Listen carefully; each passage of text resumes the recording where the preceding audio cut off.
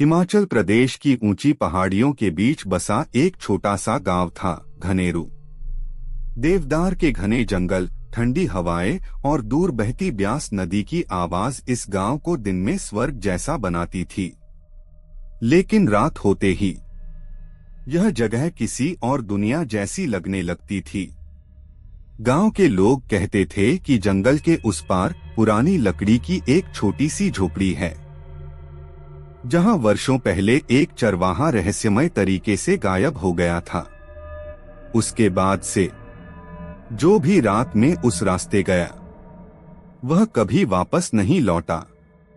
शिमला से आया 24 साल का ट्रैवल व्लॉगर अमन अपने दोस्तों के साथ कुल्लू घूमने आया था। दिन में उन्होंने गांव की खूबसूरती कैमरे में कैद की। शाम को होटल के मालिक ने उन्हें चेतावनी दी, रात के बाद जंगल की तरफ मत जाना, वहां आवाजें बुलाती हैं।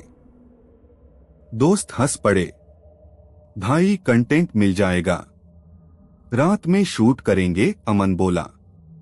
रात 11 बजे कैमरा, टॉर्च और उत्साह के साथ वे जंगल की ओर निकल पड़े। जैसे जैसे वे आगे बढ़े, ठंडी हवा और तेज होती गई।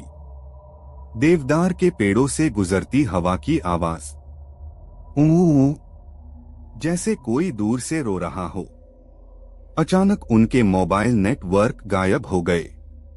कैमरे की स्क्रीन बार बार ब्लिंक करने लगी। एक दोस्त बोला, भाई वापस चलते हैं, अच्छा नहीं लग रहा। तभी दूर अंधेरे में एक हल्की पीली रोशनी दिखाई दी। झोपड़ी, अमन मुस्कुराया, यही है वो जगह। वे धीरे धीरे झोपड़ी के पास पहुंचे। दरवाजा आधा खुला था, अंदर से हल्की लकड़ी जलने की गंध आ रही थी, लेकिन वहां कोई नहीं था। फर्श पर सूखी घास बिखरी थी, दीवारों पर पुराने खरोंच के निशान थे और कोने में एक टूटी हुई घंटी पड़ी थी।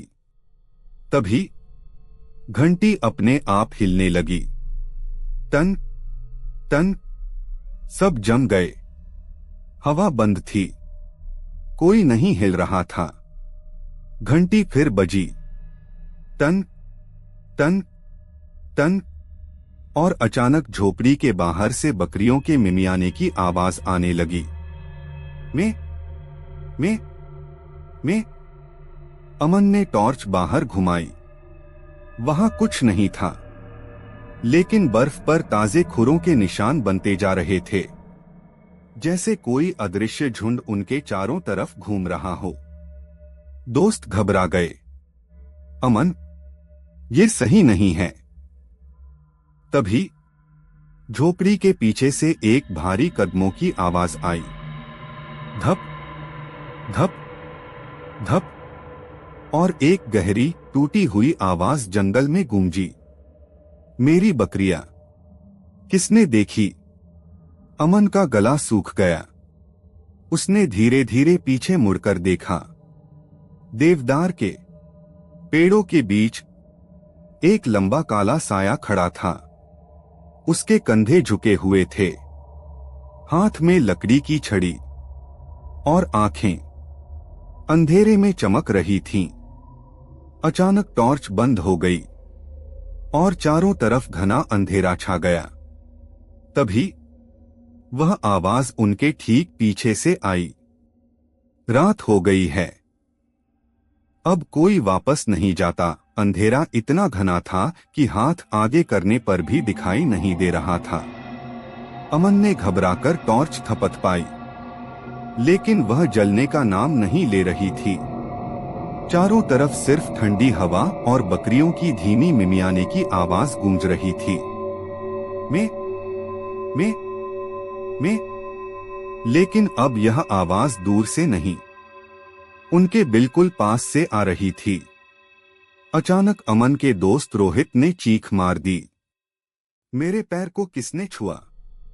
सबने नीचे देखा। बर्फ पर गीले खुरों के निशान बन रहे थे और रोहित के जूते पर कीचड़ जैसा काला द्रव चिपका हुआ था। तभी झोपड़ी के अंदर पड़ी टूटी घंटी अपने आप तेजी से बजने लगी। टन टन टन टन। दरवाजा अपने आप बंद हो गया। धड़ाम। अब वे झोपड़ी के अंदर कैद थे। अमन दरवाजा खोलने दौड़ा। दरवाजा हिल भी नहीं रहा था। तभी दीवारों पर खरोंच के निशान धीरे धीरे गहरे होने लगे, जैसे कोई अदृश्य चीज नाखूनों से लकड़ी चीर रही हो। क्रिर्रर। रोहित रोने लगा। भाई, हमें यहां नहीं आना चाहिए था। अचानक झोपड़ी के कोने में पड़ी सूखी घास हिलने लगी और वहां से धीरे धीरे एक सड़ी हुई गंध उठी।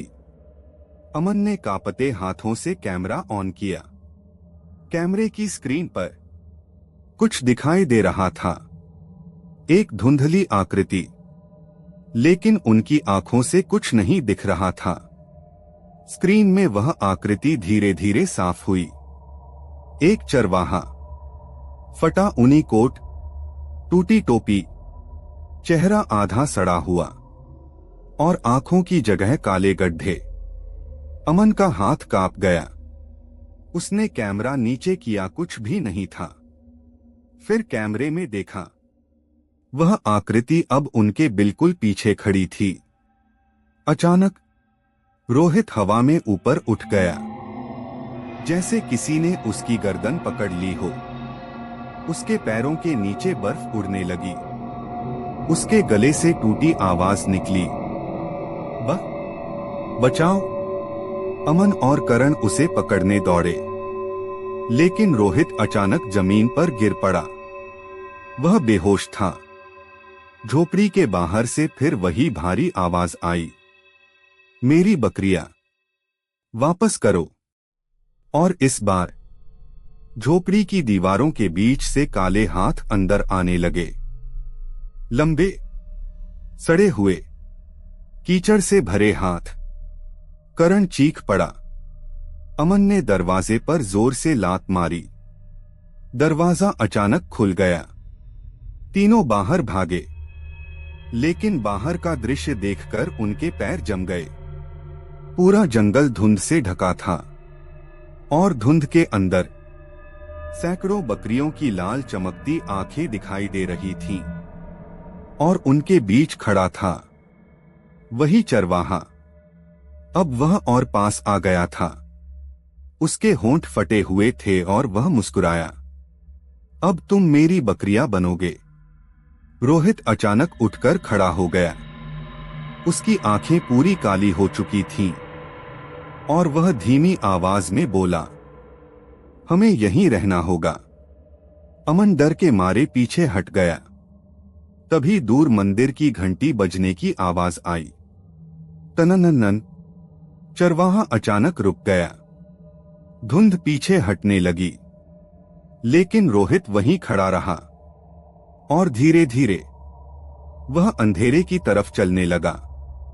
अमन चिल्लाया, रोहित वापस आओ। रोहित रुका नहीं। धुंध ने उसे निगल लिया। जंगल फिर शांत हो गया, लेकिन अब रोहित गायब था। रोहित धुंध के अंदर गायब हो चुका था। जंगल फिर से खामोश हो गया, इतना खामोश कि अमन और करण की सांसों की आवाज भी डराने लगी। करण कांपती आवाज में बोला, भाई, हमें अभी यहां से निकलना होगा। लेकिन अमन की नजर उस जगह पर जमी थी जहां रोहित आखिरी बार दिखाई दिया था।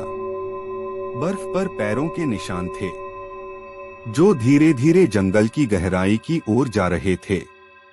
और उन निशानों के साथ साथ बकरियों के खुरों के निशान भी थे।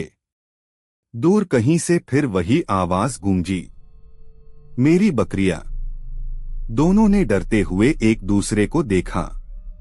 अमन ने हिम्मत जुटाई, रोहित को छोड़ नहीं सकते। चल। वे निशानों के पीछे पीछे बढ़ने लगे। जैसे जैसे वे आगे बढ़े, ठंड असहनीय होती गई। सांस से धुआं निकल रहा था और पेड़ों के बीच अजीब सी फुसफुसाहट गूंज रही थी।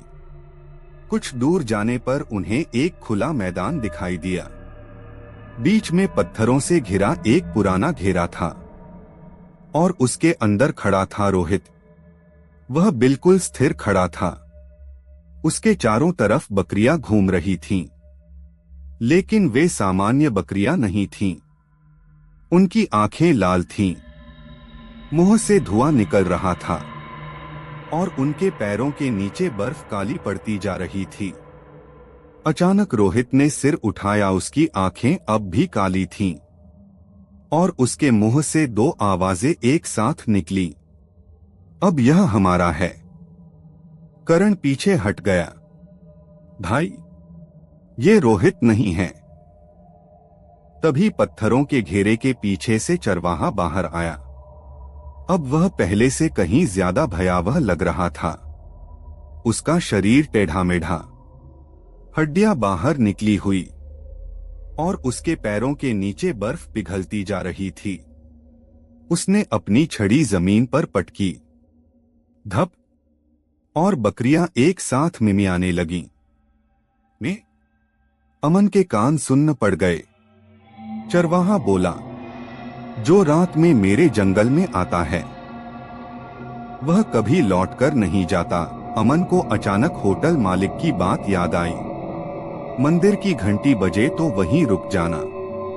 तभी दूर पहाड़ी मंदिर से घंटी की आवाज गूंजी, तननन तननन। चरवाहा तड़प उठा। उसने अपना सिर पकड़ लिया। बकरियां बेचैन होकर इधर उधर भागने लगीं। अमन चिल्लाया, करण, रोहित को पकड़। दोनों दौड़कर रोहित तक पहुंचे। जैसे ही उन्होंने उसे पकड़ा, उसका शरीर बर्फ जैसा ठंडा था। रोहित जोर जोर से चीखने लगा, मुझे मत ले जाओ, मैं यहीं का हूं। घंटी की आवाज तेज होती गई। धुंध टूटने लगी। चरवाहा दर्द से चीखने लगा, मेरी बकरियां वापस करो। अमन ने पूरी ताकत लगाकर रोहित को घेरे से बाहर खींच लिया। जैसे ही वह पत्थरों के घेरे से बाहर आया, रोहित बेहोश होकर गिर पड़ा। अचानक सारी बकरियां गायब हो गईं। धुंध हवा में घुल गई। चरवाहा पीछे हटने लगा। उसका शरीर धुएं में बदलने लगा और उसकी आवाज हवा में गूंजी, फिर आऊंगा। अगले ही पल वह गायब हो चुका था। जंगल शांत हो गया। सिर्फ मंदिर की घंटी की अंतिम गूंज हवा में तैर रही थी। सुबह होने पर गांव वाले उन्हें जंगल के किनारे बेहोश अवस्था में मिले। रोहित बच गया, लेकिन उसे उस रात की कुछ भी याद नहीं था। गांव के बुजुर्ग ने गंभीर स्वर में कहा, वो चरवाहा अपनी खोई बकरियों की आत्माएं ढूंढता है और जो भी रात में जंगल में जाता है उसे अपने झुंड में शामिल कर लेता है। अमन ने उसी दिन गांव छोड़ दिया, लेकिन जाते समय उसने आखिरी बार जंगल की ओर देखा। देवदार के पेड़ों के बीच उसे कुछ हिलता दिखाई दिया, जैसे कोई दूर खड़ा देख रहा हो। और हवा के साथ एक धीमी आवाज आई, अगली रात फिर मिलेंगे। उस रात के बाद कोई भी पर्यटक सूर्यास्त के बाद जंगल नहीं जाता। झोपड़ी अब भी वही है और कभी कभी रात में बकरियों की आवाज आज भी सुनाई देती है, क्योंकि पहाड़ों में छिपी कुछ चीजें हमेशा के लिए नहीं जाती।